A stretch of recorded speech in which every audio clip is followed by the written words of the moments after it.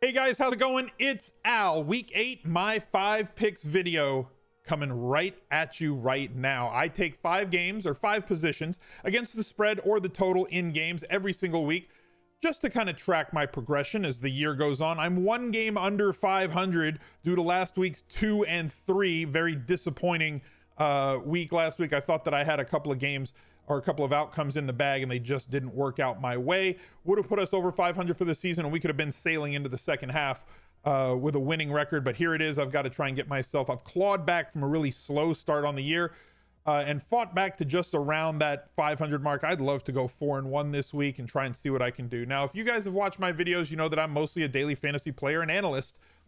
So picking games against the spread is not something that I've done. It's extremely hard. It's very much a skill game, always has been, always will be. They're really good at setting these numbers in Vegas, and it's crazy how close things come down to the total or down to the spread in a lot of these games. There's some teams that I think that they've been a little bit inefficient with or against in the first 8 weeks of this season and sometimes over the past few years. Teams that just exceedingly do well against the spread. One of them has been the Saints, regardless of who the quarterback has been this year. They've really done well against the spread, and we see those sorts of trends come into play. And if you're ahead of those trends, you do very well. If you're behind those trends, kind of like I've been with teams like the Bengals or teams like the Los Angeles Chargers, you end up on the wrong side of it. So that's really what's hurt me most. Too many picks with the Bengals and the Chargers early in the year. We're going to see if we can write that moving forward. If you guys appreciate this video, please drop a like on the video. Let's see how many we can get before football kicks off on Sunday morning. Subscribe to the channel and make sure you ring that notifications bell, because now that NBA and NFL overlap season is here, every day seems like it's a double upload day, and some days are triple upload days. I feel like I'm getting videos up 5-6 days a week, a ton of content, and I don't want you guys to miss any of it. So please ring that notifications bell so that you can get notified anytime I post any new content here. And I'm live on Twitch 6 days a week during NFL season. There's going to be a link right down below in the pinned comment. Come visit us. Much easier for me to get to know you over there live on stream than it is for me to get to know you in the comment section here on YouTube. So before we do anything else, I did want to say thank you, and let's get to the 5 picks. Number 1 game on the slate for me. I don't know if it's my most confident game. I'm not doing a confidence pool, but the New Orleans Saints have been absolutely fantastic in pretty much every facet of the game. Offensive line, defensive line, cornerback play, quarterback play, which is probably the most, I don't know if shocking is the right word, but surprising that they have been as good as they have been at quarterback, with Teddy Two Gloves taking over for Drew Brees. And right now it appears, as I record this video on Thursday, that Drew Brees, the all-world Hall of Fame quarterback, will be making his return to the team. I personally thought that he was going to sit out another week, with the bye week coming, to allow him 2 extra weeks to get involved. With them sitting at 6-1, no reason to really risk him, but it looks like he is practicing and intends on starting this week. And this spread has moved up to the New Orleans Saints, favored by 10.5 in the Dome. Now, the Cardinals are going to be playing without David Johnson. They don't really have a great cadre of weapons on the outside to run this 4-wide offense that they've been running this year, this Cliff Kingsbury horizontal raid. We say that as sarcastically as possible, and thank you to Rich Rebar for coming up with that little nugget, because they just don't challenge down the field. And they don't really have the ability with their offensive line, in my opinion, this week to run the ball as well as they did last week, with Chase Edmonds sitting behind the line and running it, or getting 27 to 29 touches. He's going to be in play for daily fantasy as well this week, although the prices come up and the traffic's going to increase on him, because now we actually could have news on David Johnson, who does not look like he's going to play, as they've brought in Alf Morris and tried out a bunch of other guys at running back. It does look like they're going to look for an extended break for David Johnson, which pushes Edmonds into a high volume role. But this offensive line, I think, is going to struggle. That defense also definitely going to struggle. And when you have somebody like Alvin Kamara coming back, or if he doesn't, Latavius Murray, more than capable to handle a full workload for a short period of time, 2 to 4 weeks, if he's the main back without Kamara, if they decide to rest him 1 more week. Their inability to stop tight ends, the Saints have 2 good ones. We'll see if both play. Obviously, Jared Cook, the lead, and Big Hill, too big to fail, is behind him. I don't see any way that the Saints don't score 30 plus points in this game, and I see a lot of paths to the Cardinals scoring less than 20. So give me the New Orleans Saints minus 10.5 here. A lot of big favorites on the board this week, and I seem to be on a few of them. We're going to move to the next game. And I've got the Chargers and the Bears on the docket. These two defenses have not done a great job, although both teams play slow, and the Bears have not had very good quarterback play, at least not until it's garbage time, and then Allen Robinson just comes out to play, as Trubisky can hit anybody when they're in the prevent defense. We've seen Trubisky have really, really big weeks in the past, and the Bears do line up in a way that could challenge what the Chargers can't stop. Hayward is really good on the outside at defending and taking away one of the top 10 cover corners in the league via PFF. He's probably going to line up on Allen Robinson, but Allen Robinson with a massive height advantage. And it will make him less efficient, but won't take him completely out of play. They still have other weapons on this team with Tariq Cohen, with Dave Montgomery. However you think he's being used, whether you like or dislike it, whatever you think of his talent, he is still a weapon. Miller, Gabriel, they have enough weapons on this team, as well as the Chargers, who present problems for what the Bears can't seem to stop right now.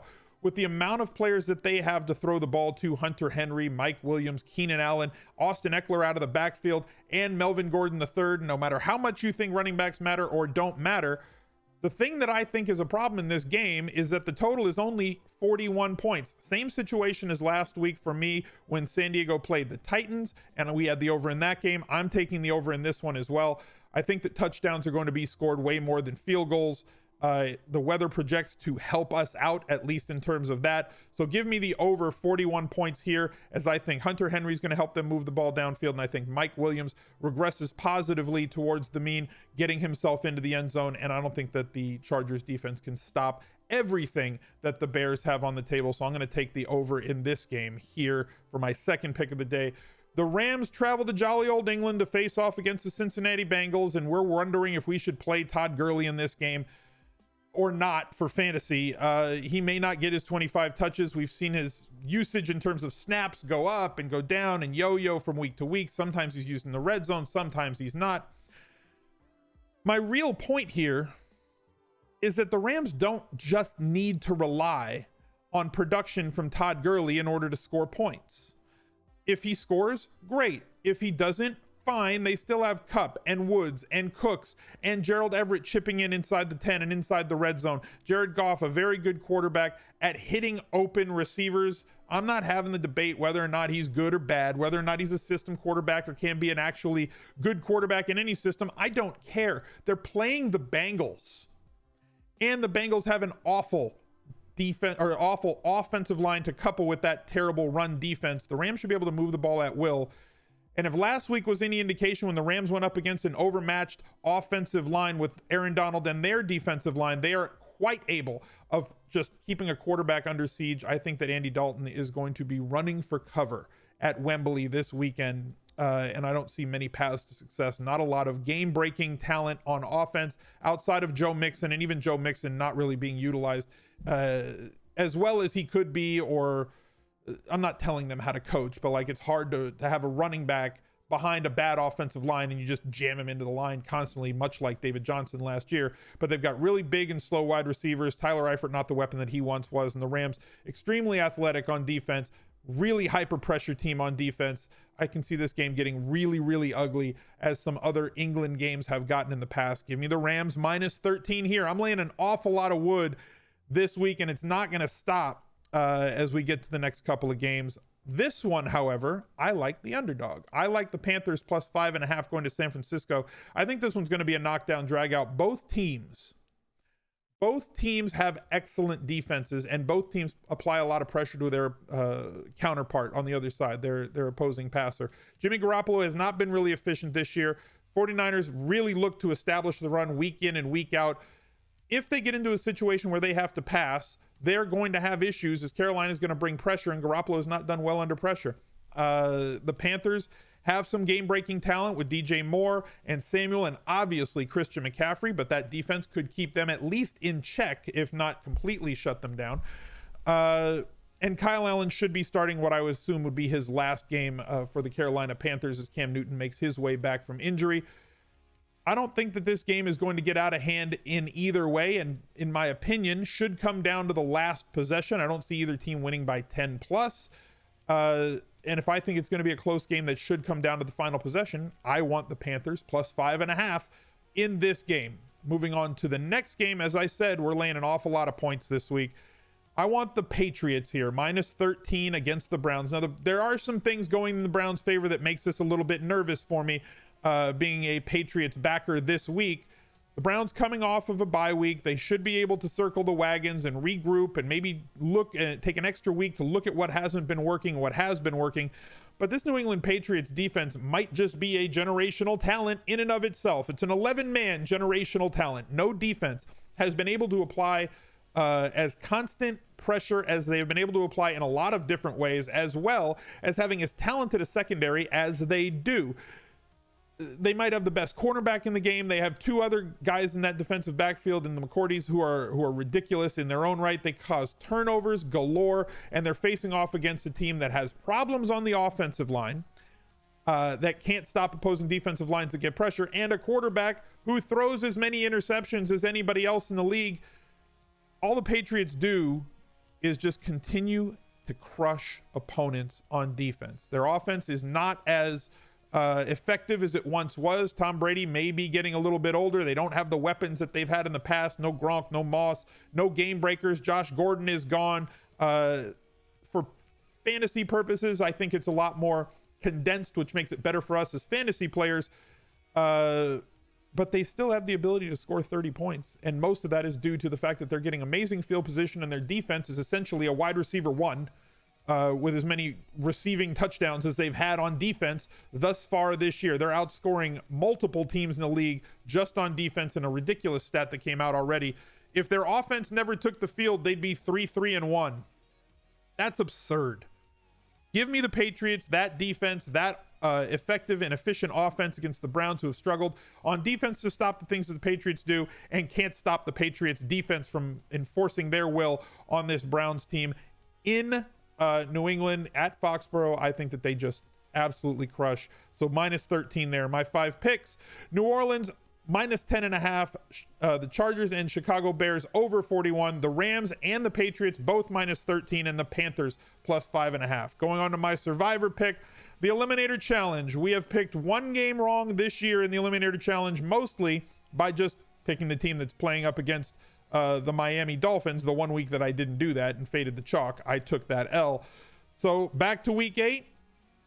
To me, it's Thursday night. The absolute chalk is the Minnesota Vikings, and for good reason. 17-point favorites going into the Thursday night football game.